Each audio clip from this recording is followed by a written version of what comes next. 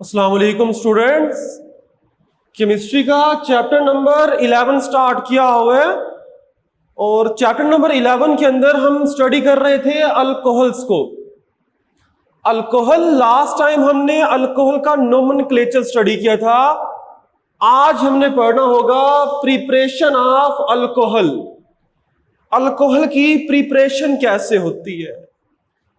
बेटा यहां पर हम दो स्टडी करेंगे, दो अल्कोहल्स की स्टडी करेंगे। एक हम देखेंगे प्रिपरेशन ऑफ मेथनॉल और एक देखेंगे प्रिपरेशन ऑफ एथानॉल। तो बेटा यहां पर हमने दो स्टडी कर रहे हो कि अगर हम पहले बात करते हैं प्रिपरेशन ऑफ मेथनॉल। मेथनॉल इसका फार्मूला क्या होगा? मेथनॉल इसका फार्मूला होता है CH3OH। ये फार्मूला है मेथनॉल का। इसे मिथाइल अल्कोहल भी कहते हैं। CH3OH इसका कॉमन नेम क्या पढ़ा था हमने? अगर लास्ट टाइम आप रिवाइज करें टॉपिक तो हमने क्या पढ़ा था? इसे मिथाइल अल्कोहल भी कहते हैं। साइंटिफिक नेम मेथनॉल और मिथाइल अल्कोहल भी कहते हैं। CH3OH इसका फार्मूला होगा। बेटा मेथनॉल का कॉमन नेम, मेथनॉल को वुड स्पिरिट भी कहा जाता है। वाई? जो मेथनॉल है, मेथनॉल को वुड स्पिरिट भी कहते हैं। ऐसा क्यों होता है? क्योंकि बेटा नॉर्मली जो मेथनॉल है इसे प्रिपेयर किया जाता है वुड की डिस्टिलेशन के। वुड की डिस्टिलेशन, वुड की प्यूरिफिकेशन से हमें हासिल होती है मेथनॉल, जिसकी वजह से इसे वुड स्पिरिट भी कहते हैं। इसे क्यों कहते हैं? फॉर्मली आमतौर पर रस्मी तौर पर क्या होता है कि methanol is prepared by the distillation of the wood. Would say हासिल होती है ये मेथनॉल जो है, वुड की एक्सट्रैक्शन होती है, वुड की प्यूरिफिकेशन से हमें हासिल होती है। तो इस वजह से, वुड की वजह से इसे वुड स्पिरिट भी कहा जाता है। तो बेटा ये एमसीक्यूज में आता है वुड स्पिरिट। ये आपने एमसीक्यूज में पॉइंट याद करना होगा। वुड स्पिरिट किसे कहते हैं? मेथनॉल का दूसरा नाम होता है। इसके अगर हम बात करें प्रिपरेशन की इंडस्ट्रियल स्केल के ऊपर, इंडस्ट्रियल स्केल के ऊपर मेथनॉल को कैसे बनाते हैं? इंडस्ट्रियल स्केल के ऊपर मेथनॉल को बनाते हैं from water gas. Water gas से बनाया जाता है। वाटर गैस क्या होता है? बेटा वाटर गैस क्या होगा? Water gas is a combination of hydrogen plus carbon monoxide. इन दो को वाटर गैस बोला जाता है। फ्रॉम द वाटर गैस तो हाइड्रोजन और कार्बन मोनोऑक्साइड, इससे भी हम क्या कर सकते हैं? मेथनॉल की प्रिपरेशन कर सकते हैं। इसे ओवरऑल हम क्या नाम देते हैं? वाटर गैस भी कहा जाता है। बेसिक प्रिंसिपल क्या होगा? वाटर गैस या हाइड्रोजन और कार्बन मोनोऑक्साइड से हम मेथनॉल कैसे बनाएंगे? इसके लिए हमें बेसिक प्रिंसिपल क्या यूज करना होगा?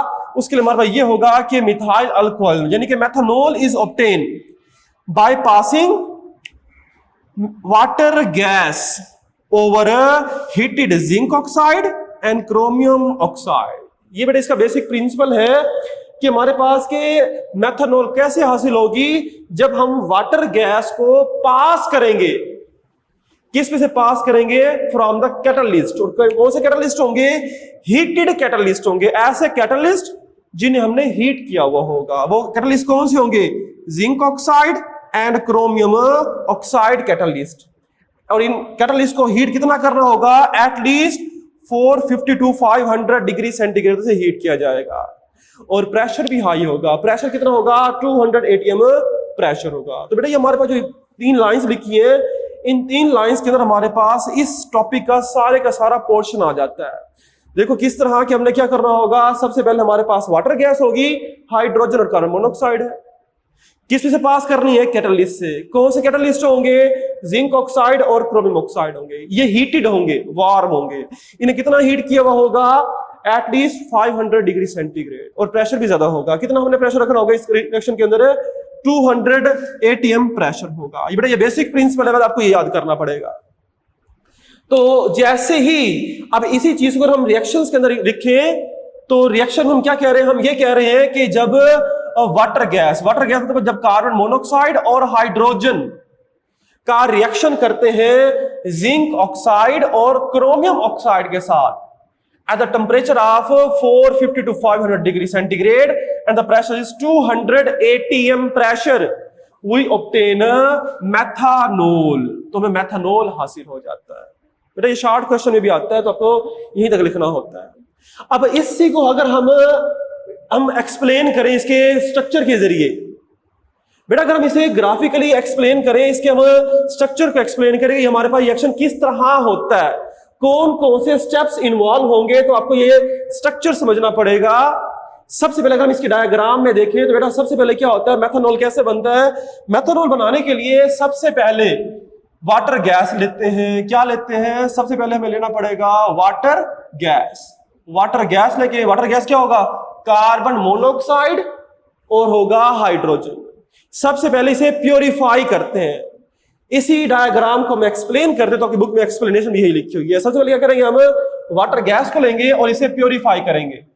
प्योरिफिकेशन, अगर इसमें कोई और इंप्योरिटी मौजूद है, कोई और गैस है, तो उसे वहां से रिमूव कर देते हैं। तो सबसे पहले गैस प्योरीफायर, सबसे पहले कहां से पास करेंगे, वाटर गैस को पास करेंगे गैस प्योरीफायर, जो क्या करेगा, प्योरीफाई कर देगा, purify carbon monoxide and hydrogen, hydrogen और कार्बन मोनोऑक्साइड को प्योरीफाई कर देगा। उसके बाद नेक्स्ट हम इसे हाइड्रोजन और कार्बन मोनोऑक्साइड को मूव कराएंगे कंप्रेसर के अंदर। बेटा ये कंप्रेसर होगा, कंप्रेसर जहां पर ये जो हमारे पास वाटर गैस है, जहां पर हाइड्रोजन और कार्बन मोनोऑक्साइड है, इसे कंप्रेस किया जाएगा। कंप्रेसर से इसे कंप्रेस करेंगे, प्रेशर बढ़ाएंगे। कितना प्रेशर कर देंगे, एटलीस्ट 200 atm प्रेशर करेंगे। ये कंप्रेसर होगा।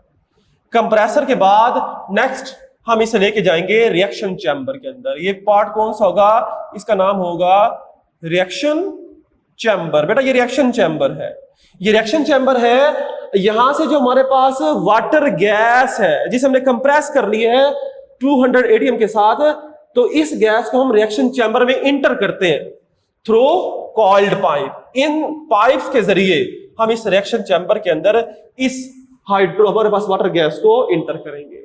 जबकि इस रिएक्शन चैम्बर के अंदर हमारे पास जिंक ऑक्साइड और क्रोमियम ऑक्साइड भी मौजूद होगा, जिसे हमने हीट कर रखा होगा 450 डिग्री सेंटीग्रेड तक हीट किया हुआ होगा। इन कैटलिस्ट को हमने कितना हीट किया होगा, एटलीस्ट 450 to 500 डिग्री सेंटीग्रेड तक इसे गर्म किया हुआ होगा। और जो हमारे पास वाटर गैस है वो इन कॉइल्ड पाइप के जरिए इसके अंदर इंटर होगी। जैसे इंटर होगी इनका रिएक्शन होगा, टेम्परेचर ज्यादा है, जबकि प्रेशर तो हमने पहले ही हाई कर रखा था। टेम्परेचर ज्यादा है और प्रेशर भी ज्यादा है, तो यहां पर क्या हो जाएगा, यहां पर इस रिएक्शन चैम्बर के अंदर बनना शुरू हो जाएगा मेथानोल। क्या बन जाएगा, मेथानोल के वेपर्स बन जाएंगे। बेटा टेम्परेचर ज्यादा है तो इसमें क्या बनेगा, मेथानोल तो बनेगा, लेकिन मेथानोल किसकी फॉर्म में बनेगा, वेपर्स की फॉर्म में बनेगा। वेपर्स की फॉर्म में जो वेपर बने, वेपर की फॉर्म में जो मेथानोल बनेगा उसमें आगे मूव करेंगे। इन वेपर्स को कूल ठंडा करना होगा ताकि हमें मेथानोल लिक्विड फॉर्म में हासिल हो सके। तो लिक्विड फॉर्म में हासिल करने के लिए यहां से जो मेथानोल के वेपर होंगे उसे हम पास करेंगे कंडेंसर के अंदर। कंडेंसर क्या करेगा, ये जो बेटा कंडेंसर होगा ये क्या करेगा, इसे कूल ठंडा कर देगा। ठंडा कर देने से जो ये मेथानोल के वेपर्स थे, अब ये मेथानोल लिक्विड फॉर्म में कन्वर्ट हो जाएगा। ये जो मेथानोल है किसकी फॉर्म में कन्वर्ट हो जाएगा, लिक्विड फॉर्म में, by passing through the condenser. Condense कर देगा, वेपर्स को लिक्विड में कन्वर्ट कर देगा, कूल ठंडा कर देने से होगा। तो बेटा ये कंडेंसर होगा, मेथानोल लिक्विड फॉर्म में हासिल हो जाएगा। और ये मेथानोल, जो मेथानोल होगा हमारे पास, वो यहां पर मेथानोल हमें हासिल हो जाएगा। जबकि इसके अंदर कुछ गैसेस भी साथ आ जाएंगी। हाइड्रोजन गैस जो शुरू में इस्तेमाल की और कार्बन मोनोऑक्साइड गैस थी। तो ये जो गैसेस होंगी ये गैसेस अनरिएक्टेड गैसेस थी, जो आपस में रिएक्ट नहीं करी और जिनसे मेथानोल नहीं बना, वो दोबारा से रिवर्स बैक में दोबारा वापस मूव कर देंगे टू द कंप्रेसर। दोबारा ये गैसेस वापस सेंड कर देंगे किसके अंदर, कंप्रेसर के अंदर चले जाएंगे। कंप्रेसर से दोबारा से 200 atm प्रेशर और मूव करते हुए दोबारा ये मेथानोल में कन्वर्ट हो जाएंगे। जो प्योर मेथानोल होगा वो हमें साइड के ऊपर हासिल हो जाएगा, लिक्विड फॉर्म में होगा, जबकि जो गैसेस होंगी वो ऊपर मूव करके दोबारा से कंप्रेसर में शामिल कर दी जाएंगी। तो बेटा यही हमारे पास डायाग्राम के जरिए स्केच है। इसके बारे में बुक के अंदर एक्सप्लेनेशन भी थोड़ी बहुत लिखी हुई है। तो पहले आप इस स्केच को इस तरह समझ लो, माइंड में स्केच बना ले तो इसको एक्सप्लेन करना आसान हो जाएगा। तो बेटा पहले इसकी बेसिक कंडीशंस याद करें, रिएक्शन और इसे डायग्राम के जरिए एक्सप्लेन कर दें। तो ये हमारे पास है मेथनॉल की प्रिपरेशन। मेथनॉल के बाद हम नेक्स्ट बात करते हैं प्रिपरेशन ऑफ एथानॉल। एथानॉल कैसे बनता है? एथानॉल क्या होता है? एथानॉल का फार्मूला होता है एथानॉल C2H5 और साथ लगा होता है OH। एथानॉल C2H5OH है एथानॉल। ये कैसे बनता है बेटा? एथानॉल नॉर्मली प्रिपेयर होता है by the process of fermentation. Fermentation के जरिए से प्रिपेयर किया जाता है। फर्मेंटेशन का प्रोसेस क्या होता है? ऐसा प्रोसेस, ये बायोकेमिकल प्रोसेस है फर्मेंटेशन, जिसके अंदर हम किसी भी सब्सटेंस की ब्रेक डाउन करते हैं in the presence of micro organisms. ये माइक्रो ऑर्गेनिजम्स एंजाइम्स सेक्रेट करते हैं। तो फर्मेंटेशन की डेफिनेशन क्या होगी? It is a biochemical breakdown. Biochemical, chemically breakdown भी होगा, bio in the presence of micro organisms भी होगा। तो it is a biochemical breakdown of a substance in the presence of enzyme, in the presence of enzyme secreted by microorganisms such as yeast। तो बेटा fermentation की आपको definition कर लेनी चाहिए, ये शॉर्ट क्वेश्चन में आता है कि एथेनॉल जो है वो फर्मेंटेशन के जरिए बनता है। फर्मेंटेशन क्या होता है? ऐसा प्रोसेस जिसके अंदर हम किसी भी सब्सटेंस को तोड़ देते हैं with the help of enzyme. और ये एंजाइम कहां से आते हैं? माइक्रो ऑर्गेनिज्म से हासिल होते हैं। तो ये प्रोसेस क्या कहलाता है? फर्मेंटेशन का प्रोसेस कहलाता है। तो एथेनॉल भी इसी प्रोसेस के जरिए प्रिपेयर होती है। बेटा फर्मेंटेशन के लिए कुछ कंडीशंस हैं। फर्मेंटेशन के प्रोसेस के लिए जो कंडीशंस हैं वो कंडीशंस क्या होंगी? Optimum temperature. अगर फर्मेंटेशन का प्रोसेस करना है तो इसके लिए ऑप्टिमम कंडीशंस क्या होंगी? टेम्परेचर होना चाहिए 25 to 30 डिग्री, 35 डिग्री सेंटीग्रेड। 25 से 35 डिग्री सेंटीग्रेड टेम्परेचर होना चाहिए। अगर टेम्परेचर इससे तो मजीद इंक्रीज कर देंगे तो एंजाइम डीनेचर हो जाते हैं, एंजाइम वर्क नहीं करते। ऑप्टिमम टेम्परेचर होना चाहिए। इसके बाद प्रॉपर एरिएशन, ऑक्सीजन मौजूद होनी चाहिए, and the dilution of solution, और जो सॉल्यूशन हो, जो सब्सटेंस हो, वो सॉल्यूशन की फॉर्म में डाइल्यूट होना चाहिए, वाटर की मिकदार ज्यादा होनी चाहिए। तो इन कंडीशंस को पूरा कर देने से फर्मेंटेशन का प्रोसेस आसानी के साथ हो जाता होता है। तो बेटा इसके लिए हमारे पास हम एक इसमें एग्जांपल देखते हैं कि एथेनॉल कैसे बनता है। पाकिस्तान के अंदर जो हम प्रोसेस करते हैं, पाकिस्तान के अंदर जो एथेनॉल प्रिपेयर होता है वो होता है फर्मेंटेशन ऑफ मोलेसिस के जरिए।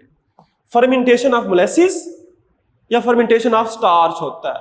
तो हम पहले बात करते हैं मोलेसिस की। फर्मेंटेशन ऑफ मोलेसिस, मोलेसिस की फर्मेंटेशन की जाती है। तो मोलेसिस किसे कहते हैं बेटा? मोलेसिस क्या होता है? मोलेसिस क्या होगा? मोलेसिस, इसे समझने के लिए बेटा देखिए हमारे पास चीनी, शुगर किसे बनती है? शुगर बनती है शुगर केन से, गन्ने से बनती है, और गन्ने के रस से। बेटा जब गन्ने के रस, शुगर केन जूस जिसे कहा जाता है, जो शुगर केन जूस होगा, जो गन्ने का रस होगा, जब इससे चीनी बना ली जाती है, क्योंकि गन्ने से चीनी बनती है, तो चीनी बन जाएगी, तो उसके बाद कुछ पीछे रेजिड्यू बचेगा जो किस कलर का होता है? जो कि डार्क ब्राउन कलर का एक सिरप बचता है, सिरप बचेगा, dark brown colour syrup, viscous liquid होता है, जिसमें से हम शुगर प्रिपेयर कर चुके होते हैं। इसे नाम देते हैं मोलेसिस का। मोलेसिस की डेफिनेशन, द रेजिड्यू, जो बाकी वेस्ट बच जाएगा, obtain after the crystallization of the sugar. जब हम चीनी शुगर प्रिपेयर कर लेंगे, किससे? From the sugar cane juice, गन्ने के रस से।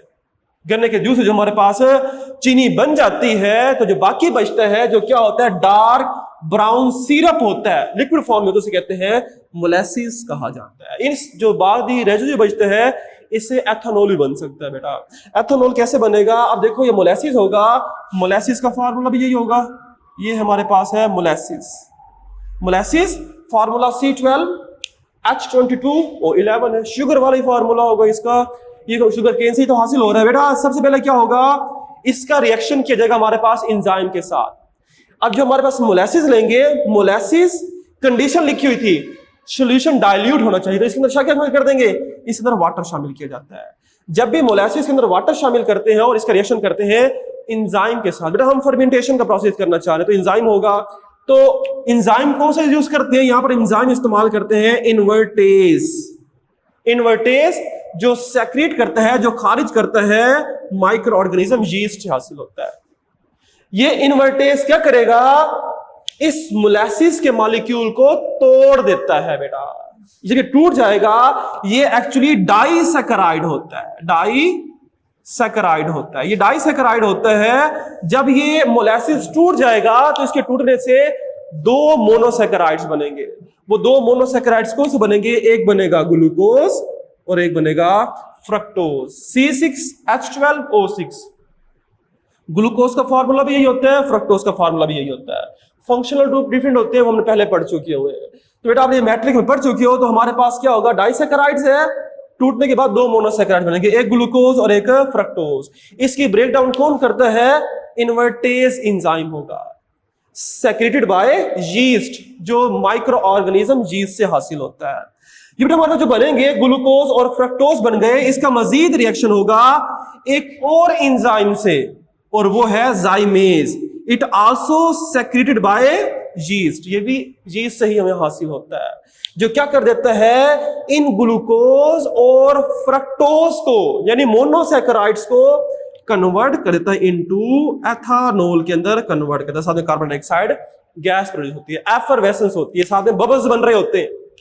बेटा फर्मेंटेशन का प्रोसेस उबाल का प्रोसेस है, बबल्स बनते हैं इसमें से बबल्स निकलते हैं। बबल्स किसके होते हैं, कार्बन डाइऑक्साइड के बबल्स निकल रहे होते हैं। साथ में एथानॉल प्रिपेयर होती है। ये बेटा जो एथानॉल प्रिपेयर होगी, इसमें एमसीक्यूज भी आते हैं, आपको इन एंजाइम्स के नाम याद करने पड़ेंगे। ये जो एंजाइम्स है बेटा, एंजाइम्स के नाम आपको अलग से शॉर्ट एमसीक्यूज के लिए भी याद करने पड़ेंगे। तो ये हमारे पास फर्मेंटेशन का प्रोसेस हो गया, जिसके जरिए हम एथानॉल की प्रिपरेशन कर सकते हैं। बेटा यहाँ तक कंप्लीट करते हैं। अल्लाह हाफिज।